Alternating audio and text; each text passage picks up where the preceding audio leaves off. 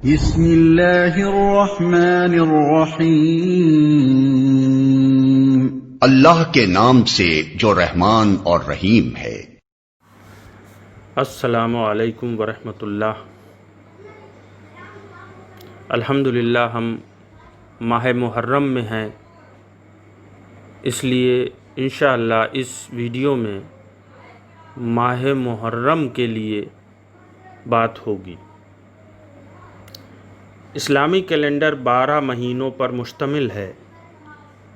ان مہینوں میں رمضان کا مہینہ امت مسلمہ میں مقبول ہے، کیونکہ اس مہینے میں روزے رکھے جاتے ہیں۔ پھر شوال کا مہینہ ہوتا ہے، پھر عید الفطر ہوتی ہے، اور پھر ذی الحجہ کا مہینہ ہوتا ہے جو حج اور عید الاضحیٰ کے لیے مشہور ہے۔ ہر مسلمان ان مہینوں کی مقبولیت اور ان کی خوبیوں سے واقف ہے، تاہم دوسرے مہینے بھی ہیں جو ان مہینوں کی طرح خصوصی ہیں۔ اسلامی قمری تقویم کا ایک خاص مہینہ محرم کا مہینہ ہے۔ اسلامی قمری تقویم کا یہ پہلا مہینہ ہے، اور اس کے ساتھ متعدد احادیث اور قرآن کی ایک آیت ملتی ہے جو اس کی حرمت اور تقدس کو اجاگر کرتی ہے۔ مندرجہ ذیل لائنیں ماہ محرم کی برکتوں اور تقدس کو بیان کرتی ہیں اور اس کی تقویت کو اسلامی تقویم میں قرآن مجید اور سنت رسول صلی اللہ علیہ وسلم کی روشنی میں پیش کرتے ہیں۔ محرم ان مہینوں میں سے ایک ہے جس کا قرآن میں واضح ذکر ملتا ہے۔ مقدس مہینوں سے متعلق اللہ تعالیٰ قرآن مجید میں فرماتا ہے، حقیقت یہ ہے کہ مہینوں کی تعداد جب سے اللہ نے آسمان و زمین کو پیدا کیا ہے، اللہ کے نوشتے میں 12 ہی ہے، اور ان میں سے 4 مہینے حرمت والے ہیں۔ یہی ٹھیک ضابطہ ہے، لہٰذا ان 4 مہینوں میں اپنے اوپر ظلم نہ کرو اور مشرکوں سے سب مل کر لڑو، جس طرح سب مل کر تم سے لڑتے ہیں، اور جان رکھو کہ اللہ متقیوں ہی کے ساتھ ہے۔ پیارے آقا صلی اللہ علیہ وسلم کی احادیث میں روایت ہے کہ اس آیت میں مذکور 4 مقدس مہینوں میں سے ایک محرم ہے، لہٰذا آیت سے محرم کے مہینے کے تقدس اور عظمت کو انکار یا نظر انداز نہیں کیا جا سکتا۔ مزید یہ کہ اس آیت میں دوسری بات بھی نوٹ کرنے کی یہ ہے کہ اللہ تعالیٰ واضح طور پر فرماتا ہے کہ مسلمان ان مقدس مہینوں میں اپنے آپ پر ظلم نہ کریں۔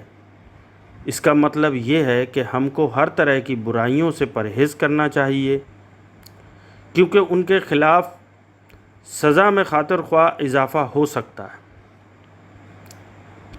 اس آیت کی روشنی میں اس مہینے کی برکت یہ ہے کہ اس مقدس مہینے میں عام نیک اعمال اور اللہ سے سفارش کرنے والے اعمال کا ارتکاب کیا جائے تو عام اعمال کے مقابلے میں اس سے بھی زیادہ ثواب ملتا ہے جو عام دنوں میں یا دوسرے مہینوں میں ملتا ہے۔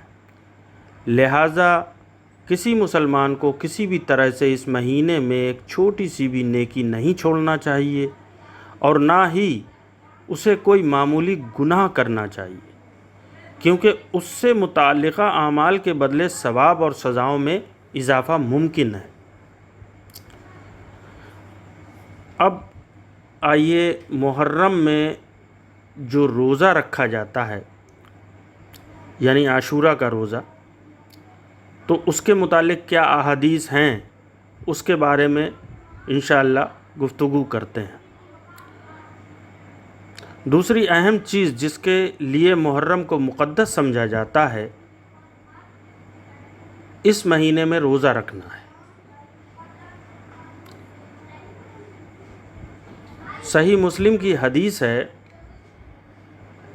کہ پیارے آقا صلی اللہ علیہ وسلم نے فرمایا، رمضان کے بعد افطار کرنے کا بہترین طریقہ اللہ کا مہینہ محرم ہے۔ حدیث سے یہ بات واضح ہے کہ اگر رمضان کے فرض روزوں کے بعد کوئی دوسرا مہینہ ہے جو روزہ رکھنے کے مقدس عمل کے ثواب میں اضافہ کر سکتا ہے تو یہ محرم کا مہینہ ہے۔ نفلی روزوں کے اجروں کا تعارف کی ضرورت نہیں، یہ ان مقدس اعمال میں سے ایک ہے جو مسلمان انجام دے سکتا ہے، اور اس حدیث کی روشنی میں جب محرم کے مہینے میں نفلی روزے رکھنا ضروری ہے تو اس میں خاطر خواہ اضافہ ہوگا۔ لہٰذا اگر آپ ماہ رمضان کے بعد نفلی روزے رکھنا چاہتے ہیں تو یہ بہترین مہینہ ہے جو محرم کا مہینہ ہے۔ یوم عاشورہ، یوم عاشورہ جو محرم کا 10واں دن ہے، یہ بھی ایک اہم عنصر ہے جس کے لیے مہینہ مشہور ہے۔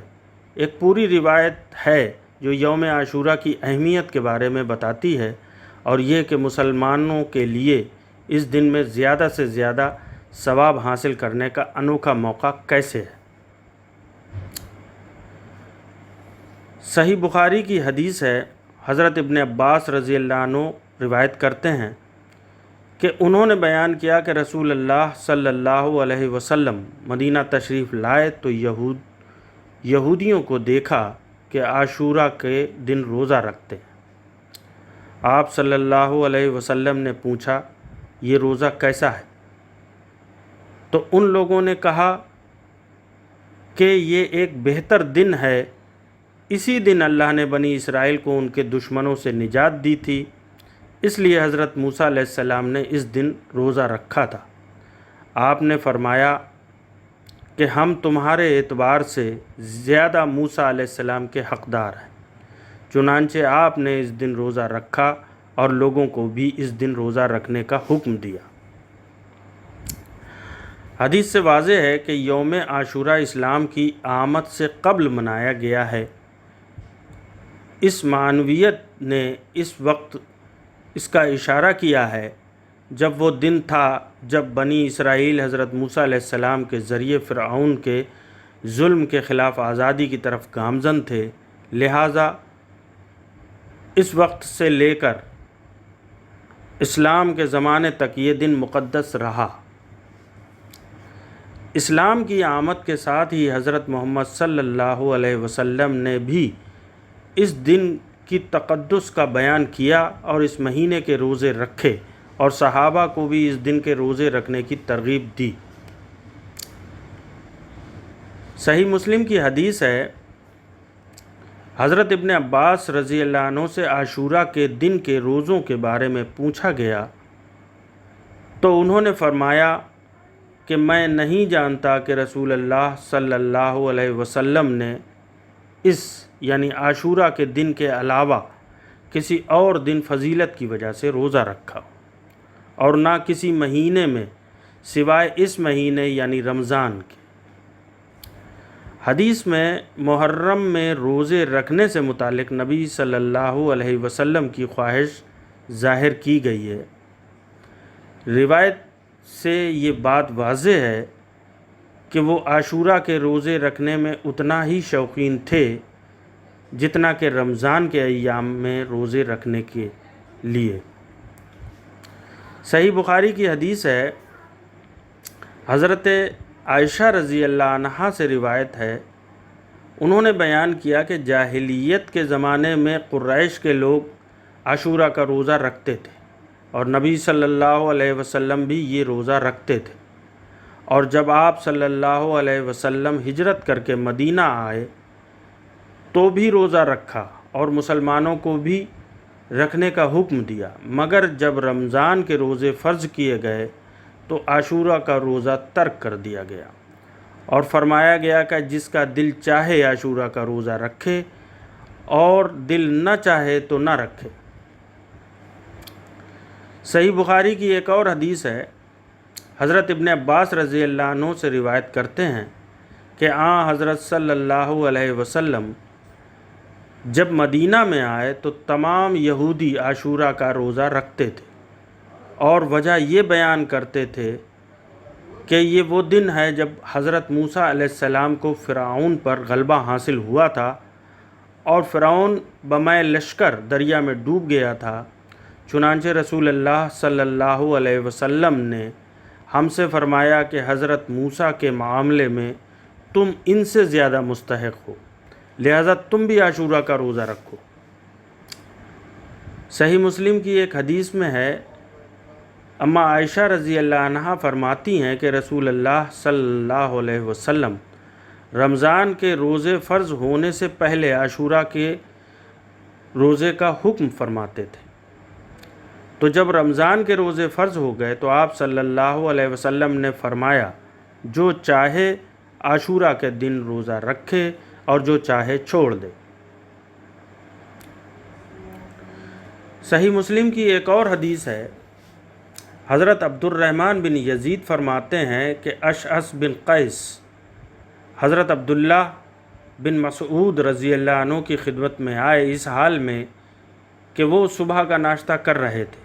انہوں نے فرمایا، اے ابو محمد، آؤ ناشتہ کر لو۔ تو انہوں نے کہا کہ کیا آج عاشورہ کا دن نہیں ہے؟ تو حضرت عبداللہ بن مسعود رضی اللہ عنہ نے فرمایا کہ کیا تم جانتے ہو کہ عاشورہ کا دن کیا ہے؟ اشعث نے فرمایا، وہ کیا ہے؟ حضرت عبداللہ بن مسعود رضی اللہ عنہ نے فرمایا کہ یہ وہ دن ہے کہ جس دن رسول اللہ صلی اللہ علیہ وسلم رمضان کے مہینے کے روزے فرض ہونے سے پہلے روزہ رکھا کرتے تھے۔ تو جب رمضان کے مہینے کے روزے فرض ہو گئے تو آپ صلی اللہ علیہ وسلم نے عاشورہ کے دن کا روزہ چھوڑ دیا۔ یعنی رمضان کا مہینہ جب رمضان کے روزے جب فرض کیے گئے تو پیارے آقا صلی اللہ علیہ وسلم نے عاشورہ کا روزہ ترک کر دیا، یعنی نہیں رکھتے تھے۔ اور ہمیں بھی یہی حکم دیا کہ جس کا جی چاہے وہ روزہ رکھے اور جس کا جی چاہے وہ نہ رکھے۔ تو اس کو فرض نہیں مانا جا سکتا اور نہ ہی اس پر زور دیا جا سکتا ہے کہ نہیں جی ضرور رکھو، کیونکہ احادیث میں تو اسی طرح ملتا ہے۔ صحیح مسلم کی ایک اور حدیث ہے، حضرت ابن عباس رضی اللہ عنہ فرماتے ہیں کہ جس وقت رسول اللہ صلی اللہ علیہ وسلم نے عاشورہ کے دن کا روزہ رکھا اور اس کے روزے کا حکم فرمایا تو انہوں نے عرض کیا، اے اللہ کے رسول، اس دن تو یہودی اور نصارہ تعظیم کرتے ہیں۔ تو رسول اللہ صلی اللہ علیہ وسلم نے فرمایا کہ جب آئندہ سال آئے گا تو ہم 9 تاریخ کا بھی روزہ رکھیں گے۔ راوی نے کہا کہ ابھی آئندہ سال نہیں آیا تھا کہ رسول اللہ صلی اللہ علیہ وسلم کا وصال ہو گیا۔ ایک اور حدیث جو کہ بہقی سے ہے، اس میں پیارے آقا صلی اللہ علیہ وسلم فرماتے ہیں، جو شخص عاشورہ کے دن دل کھول کر اپنے کنبے پر خرچ کرے گا، اللہ اس کے رزق میں پورے سال میں اضافہ فرمائے گا۔ یہ تو احادیث کی بات ہو گئی۔ اب ان سے سبق ہمیں کیا ملتا ہے؟ سبق یہ ملتا ہے کہ ہم لوگوں کو اگر روزہ رکھنے کی طاقت ہے تو رکھنا چاہیے اور نہ رکھنے پر کوئی گناہ نہیں ہے۔ لہذا گناہوں سے کفارہ ہو یا آنے والے سال کے لیے رزق میں اضافہ ہو، مسلمانوں کو عاشورہ کے روزے رکھنے پر غور کرنا چاہیے، جو محرم کے مہینے میں پیش کی جانے والی سب سے بڑی نعمت ہے۔ اس کے علاوہ ماہ محرم کے علاوہ اسلامی سال کا پہلا مہینہ بھی ہے جو مقدس ہے، اور اس مقدس مہینے میں اس کا زیور جو ہے وہ عاشورہ کا دن ہے۔ جس دن کوئی اگر مسلمان روزہ رکھے تو انشاءاللہ اس کو بہت سارے فوائد حاصل ہوں گے اور برکتیں بھی حاصل ہوں گی۔